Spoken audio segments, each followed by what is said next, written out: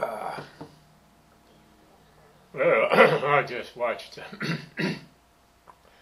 4 hours of a Frontline on the subject of Wall Street's corruption. 4 hours of corrupt bankers. Oh boy. Yeah, these things arrived kind of gradually. Step by step it became the fashion to swindle everybody. There's some question about how does Wall Street work, and there's some doubt that anybody knows. It just drifted into a fashionable swindle, and they swindled and swindled until the utter worthlessness of the stuff they were selling became apparent as soon as it was needed to be used. So all the guarantees of if you lost $1 billion or 20 or 30 or 100 billions, well, the insurance type products, the swaps and the things, are going to pay for it all. Ooh, surprise, surprise. They didn't have any money.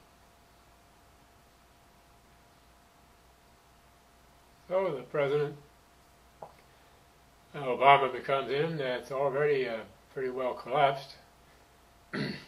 And he decides on Timothy Geithner for Secretary of Treasury instead of Paul Volcker. So that's a kind of a decision for orthodoxy, which turns out to mean bailouts. They don't even behead a couple people. No. Later on, the president goes to Wall Street to give a speech. The bankers he bailed out don't even bother to show up.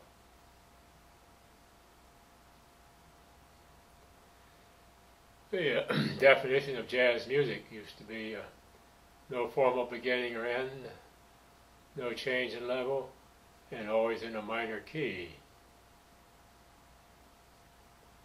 And also, this could be called the twilight of this latitude, not because it's Washington, but because it's less temperate than it was.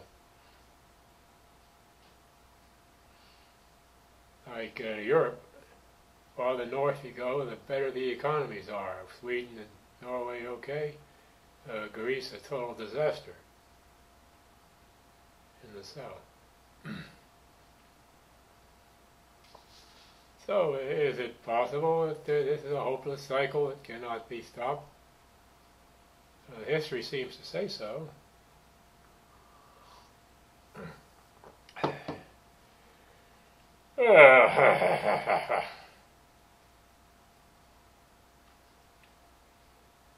What money has done is replaced religion as the all-powerful belief. The thing that has to be believed in has to be true, even if it's preposterous. So, just the human race believing nonsense again. Perhaps there are different levels. The Harvard-educated super crook in Wall Street is no different from the poor neighborhood sharpie who tries to trick everybody. Just difference of scale.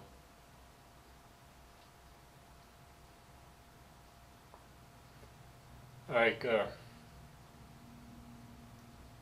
things do change, though. We no longer have wars with spears, and we no longer have wars with bows and arrows. Yeah, that shows how things can change.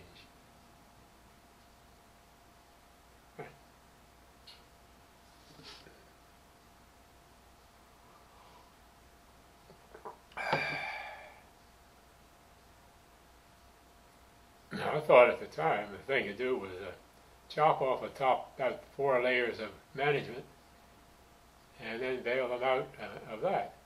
But the right-wingers come along and say, without all that experience? Well, that experience is what we want to get rid of, isn't it? But no. Money, a thing made by people, rules made by the government, and it has to be believed. And if you owe it it, you have to pay it. Not always. If there's a revolution and the government has changed, then all their bonds and things are dropped too.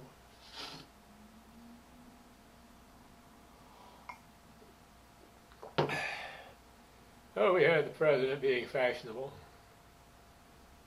I don't know whether that's the right course or not. No heads rolled.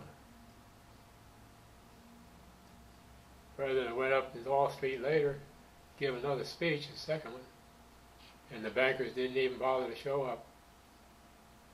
He bailed them all out at no charge.